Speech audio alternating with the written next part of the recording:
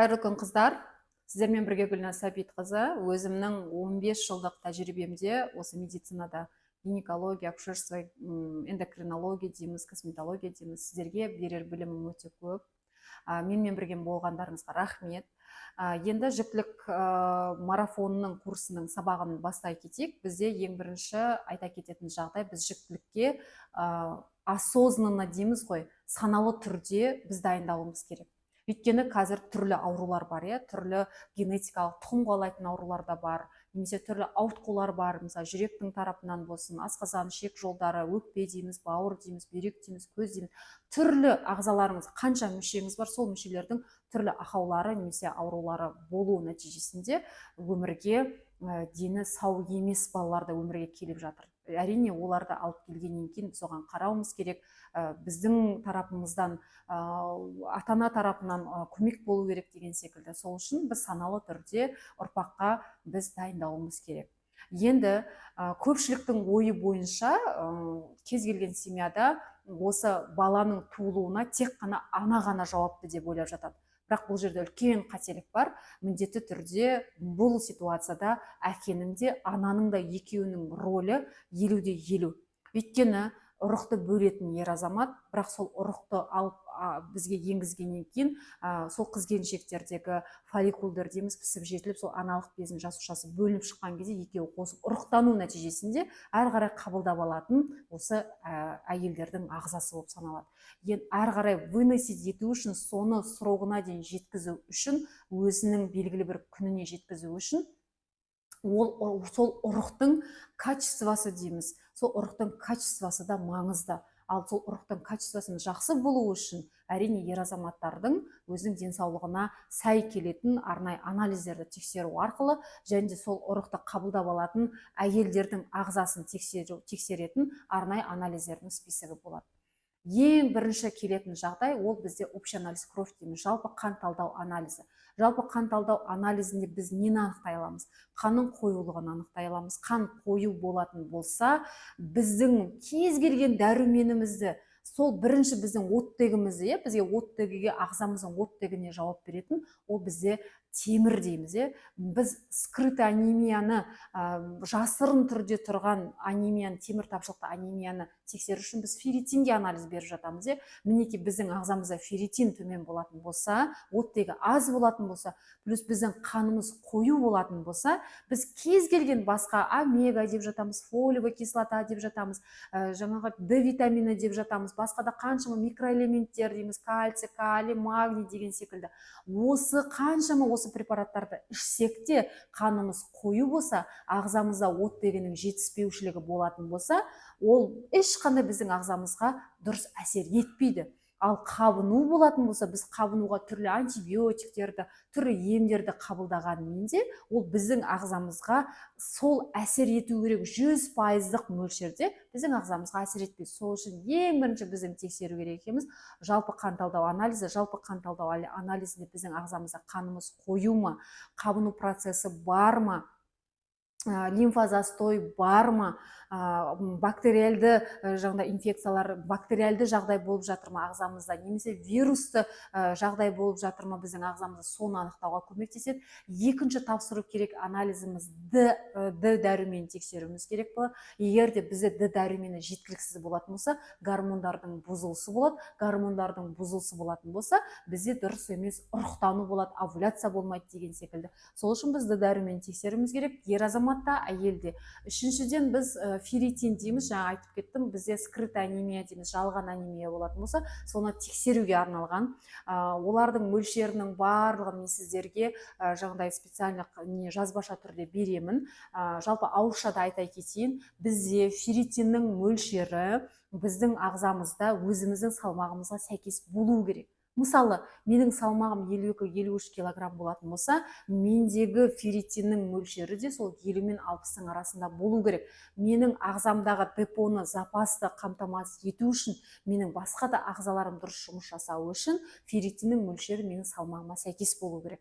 Д дәруменде солай 50 мен 60-ның арасы менің салмағыма сәйкес болу керек. Егер де бір 60 килограммдық немесе 70 килограммдық болатын болсаңыз, тура сол секілді 70 пен 80-ның арасы немесе 60 пен 70-дің арасы деген секілді біздің салмағымызға сәйкес болу керек. Одан кейінгі тапсыратын анализдер әрине біз қалқанша безімізді тексеруіміз керек. Қалқанша безімізде щитовидка деп жатамыз, щитовидная железа дейміз, орысша келетін болсақ. Бұл бездің қызметі біздің ағзамызда мейлі ер азаматтар болсын, мейлі әйелдер болсын, бұл бездің маңызы өте зор. Өйткені қалқанша безінде бізде қызметінің бұзылуы болатын болса, біздің ағзамызда оттегінің жетіспеушілігі, метаболизмнің бұзылуы, гормондардың бұзылысы орын алады. Егер де біздің ағзамызда метаболизм бұзылса, бізге жетпей жатқан оттегіні біз сәйкесінше біздің ішіміздегі құрсақтағы балаға да жеткізе алмаймыз. Соның нәтижесінде баланың дамуы нашарлайды. Замершая беременность дейміз, выкидыш дейміз, түсік түсу болуы мүмкін. Немесе баланың өсуі нашарлап, сонда бір кішкентай әлсіз бала туылуы мүмкін. Сол үшін бұл анализдің қалқанша бездің қызметін тексеру маңызы. Қалқанша бездің қызметін тексеруіміз үшін міндетті түрде бірінші жалпы осы қалқанша безін тексеретін УЗИге түсіруіміз керек. Анализдерден ТТГ, Т3 свободный, Т4 свободный, анти-ТПО деген анализдерді тапсыруымыз керек. Үшінші, мен ер азаматқа да әйелге де қатысты айтып жатырмын. Үшінші тексерілетін анализ бұл вирустар. Вирустармен біз кез келген кезде ауырып кетуіміз мүмкін. Мысалға краснухамен, немесе цитомегаловируспен, вирус простого герпесімен деген секілді.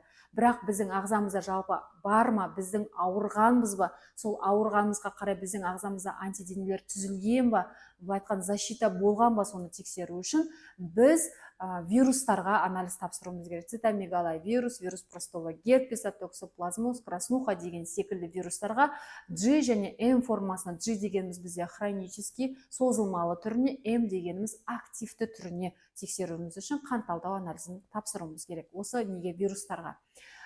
Үшіншіден бөлек, бұл вирустардан бөлек инфекцияларға, жыныстық жолмен берілетін, немесе біздің ағзамызда шартты патогенді түрде кездесіп жатқан инфекциялар бар ма, айтқанда бытовой жолмен беріліп жатқан инфекциялар бар ма екендігін білуіміз керек. Өйткені жыныстық жолмен берілетін инфекциялар болатын болса, біз міндетті түрде оларды емдеп алып барып, содан кейін барып жүктілікті жоспарлауымыз керек. Егер де бізде қатты қабыну процесі болып жатса, немесе инфекция болатын болса біздің ағзамызда, жыныс ағзаларымызда, ол баланың дамуына, өсуіне кедергісін келтіреді, ұрықтың сапасына кері әсерін тигізеді.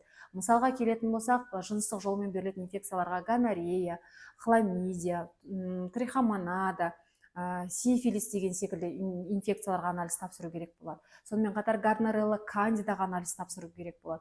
Мен міндетті түрде, жазбаша түрде сіздерге, егер де осы инфекциялар болса, қалай емдеу керек екенінің бірінші этаптық емнің списогін беретін боламын өзіңізге және күйеуіңізге деген секілді.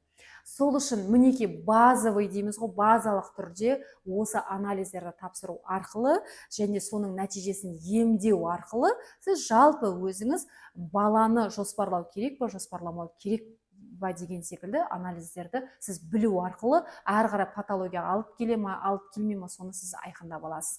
Және де тағы да бір айта кететін жайт, қыз-келіншектер міндетті түрде УЗИ, мына жыныс ағзаларын УЗИге түсіру керек болады. Ер азаматтар да өзінің простатасын, жалпы ұрығын УЗИге түсіріп, аналық безін және де спермограмма анализін тапсыру керек болады. Спермограмма анализінде ұрықтың сапасы қандай, қозғалғыштығы қандай, качествосы қандай, соны білетін болады. Және де тағы да бір айта кететін анализ, ол кариотип. Сіздің геніңізде, мысалға бізде қыз-келіншектерде 46XX хромосомасы бар. Оның кезінде биологиядан өткенсіздер, ал ер азаматтарда 46XY хромосомасы бар.